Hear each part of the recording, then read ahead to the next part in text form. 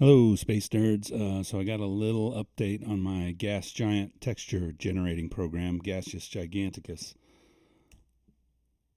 This thing's been around for a while now, but let's see what's relatively new. This is not very new, but you might not be aware of it.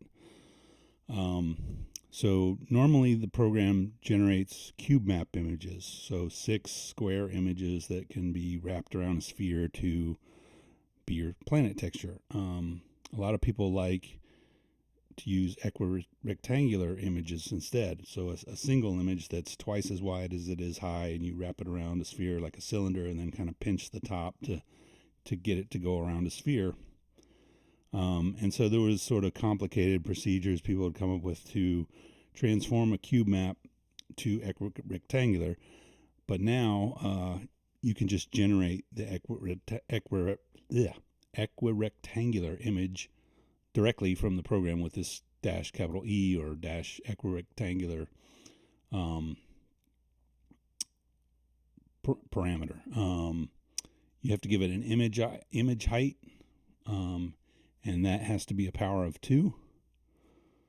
So let's see, is there anything else? Okay, the other thing that I just recently added is this -K option.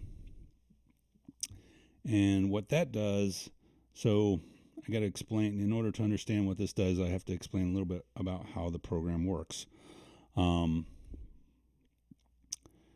basic idea is there's this velocity field in the shape of a sphere that controls how a bunch of particles flow. And there's this huge particle array, typically has 8 million particles in it.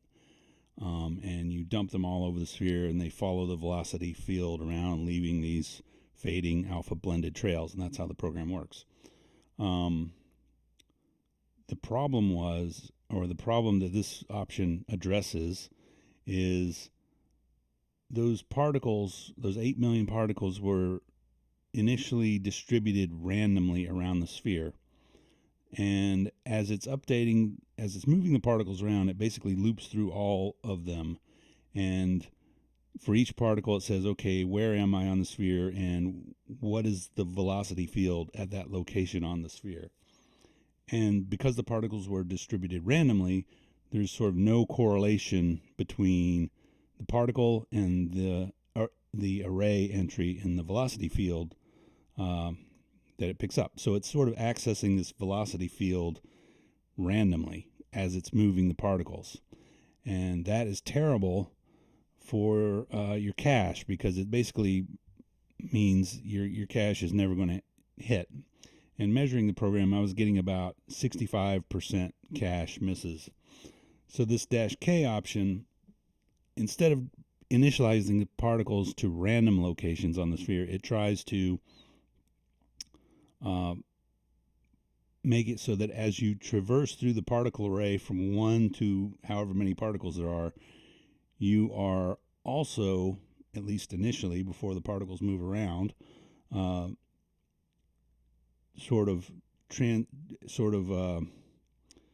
accessing the velocity field in a similar sort of linear fashion that should be much more cache friendly.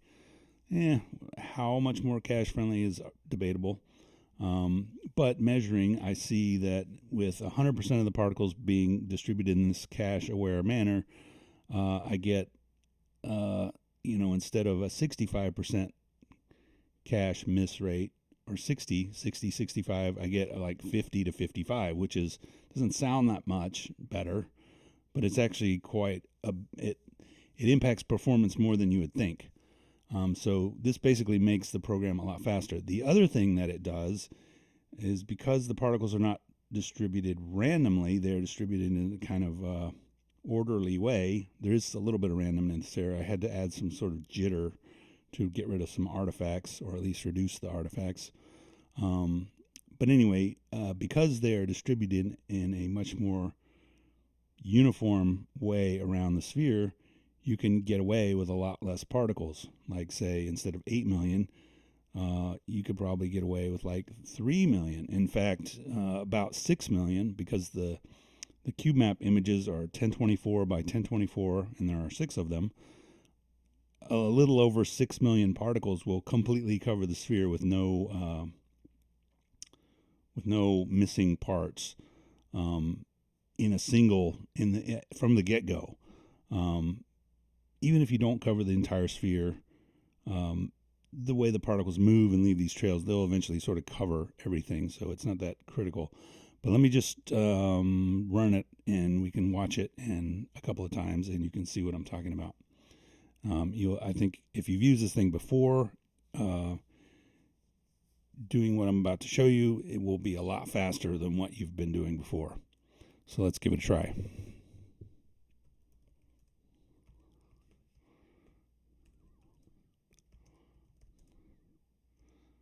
I'm going to load the velocity field from a file so that we don't have to sit through the generation of that, because that's like anywhere from 12 to 20 seconds to generate that, so we can skip that. Let me think, do I have to do anything else? -K 1.0. So -K 1.0 says I want 100% of my particles to be distributed in this cache-aware manner. That can be between 0 and 1. So you might want, for sort of better, smoother coverage, you might want some fraction to be random, like or like if the default value for this is something like 70%, something around there. It's enough. It's because the default number of particles is 8 million, and 6 million or so will completely cover the sphere. So I set the default value of this so that those 6 million will completely cover the sphere, and the remaining 2 or so million are distributed randomly. So in that configuration, the cache miss rate is maybe 55% instead of 50, and it's a little slower than doing 100%. But anyway, so now I'm going to tell it to use 3 million particles, and we'll see how that goes. Now you'll see this is going to be a lot faster than it normally is.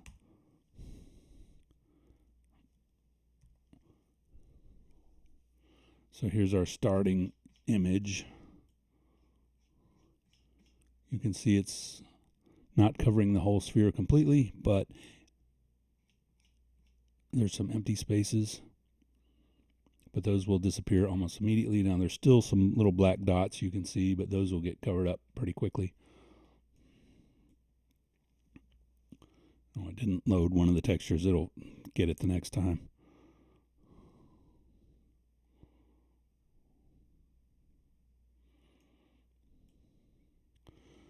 So if you've used this thing before, you can see it's a lot faster than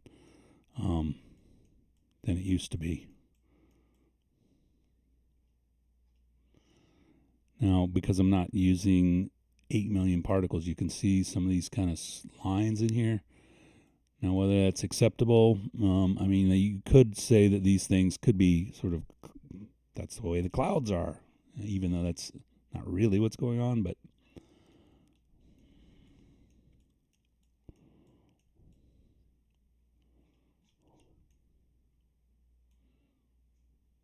so you got these kind of weird little lines.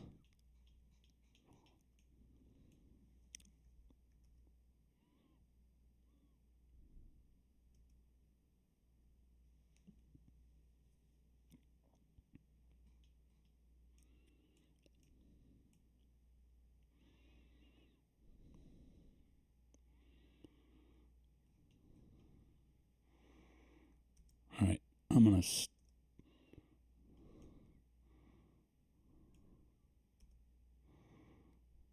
stop it here, and let's try with another color. I'm going to try with another image, and I'm going to put a count, an iteration count. I think it's C. I'm going to put 200. No, okay. What is it? Is it N? No, it's not N. It is stash C. What did it complain about? Oh.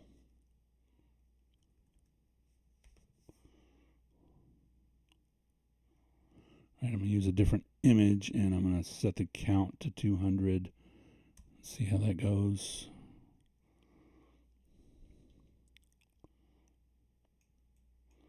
So this is just a different input image with the same velocity field.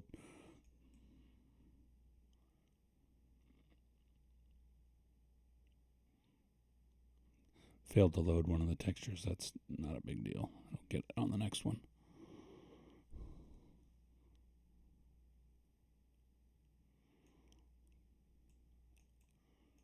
Interesting.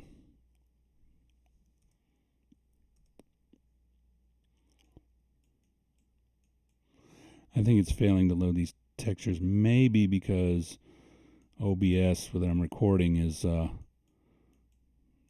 it's always a little dodgy to record a very high CPU demanding application with OBS, because OBS also wants to use the CPU.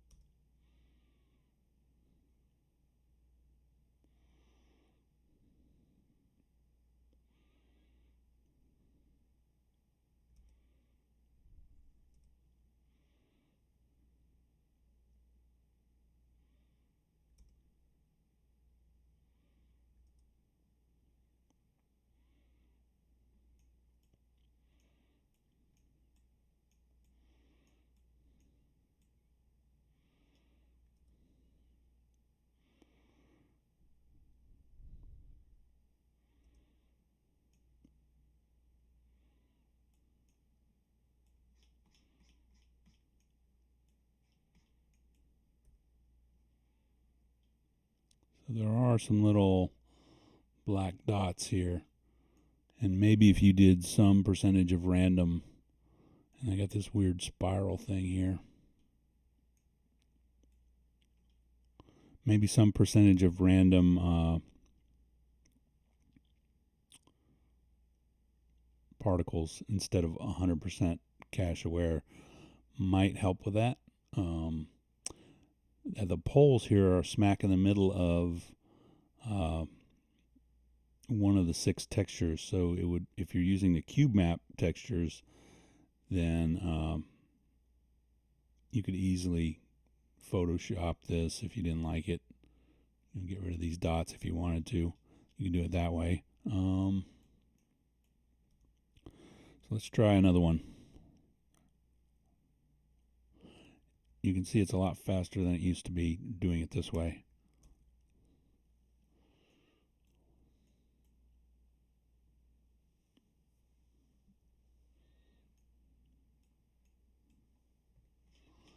So the initial particle coverage is, you can see there's some holes. So there is a little bit of randomness to it, so it's not totally uniform. But as soon as the first movement thing kicks in, it smears it all out. Except for a few, these little black dots are where the velocity is very low, and so things are not moving very fast.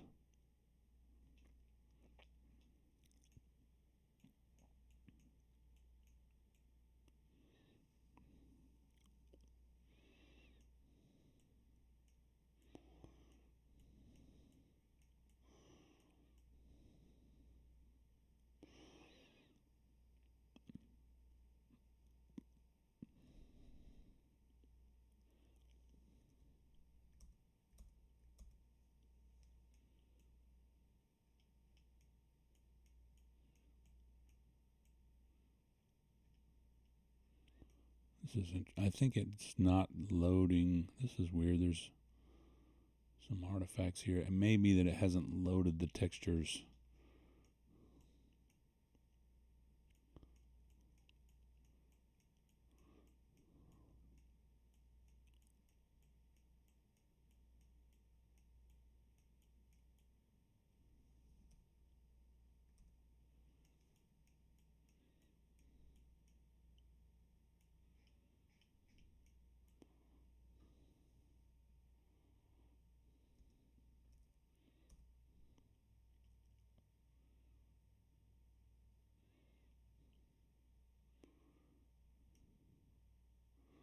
That's weird.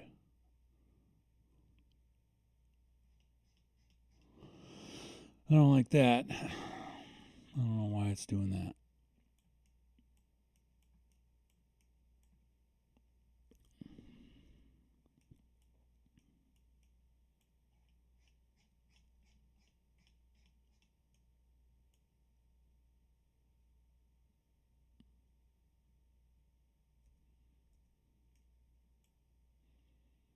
Here's another artifact. Well, that looks better.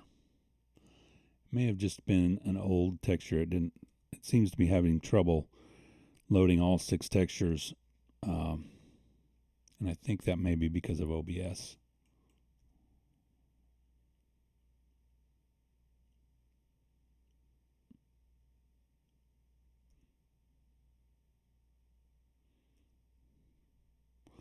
All right, let's try another one.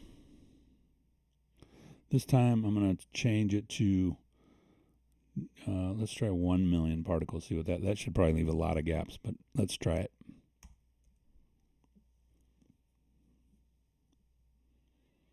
Yeah, so there's way more gaps.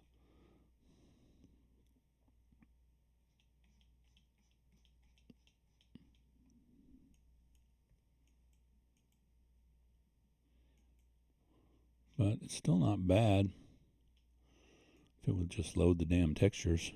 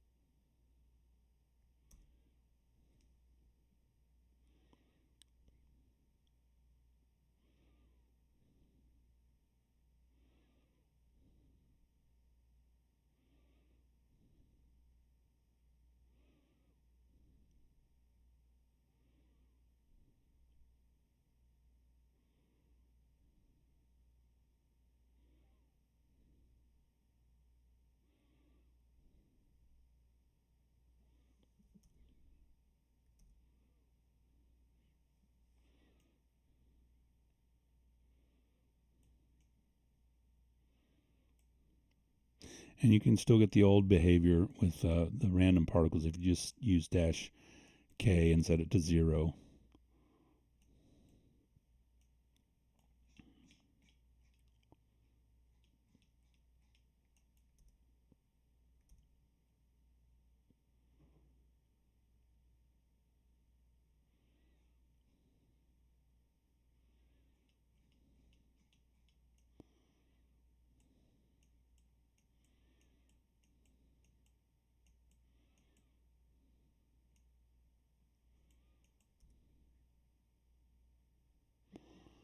All right, let's try.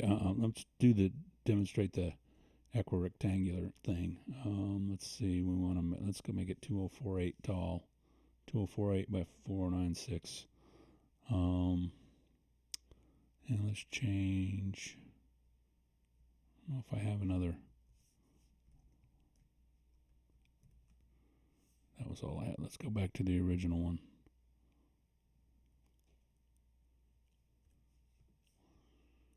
And let's do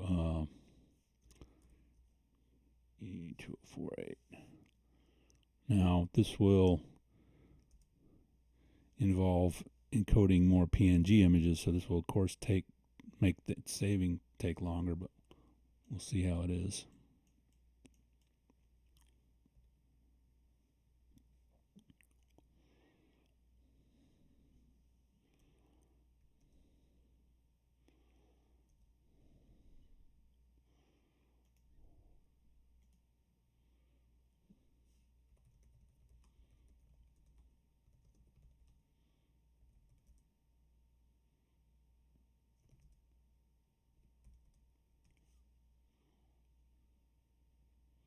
So there's your equirectangular image. Whoops.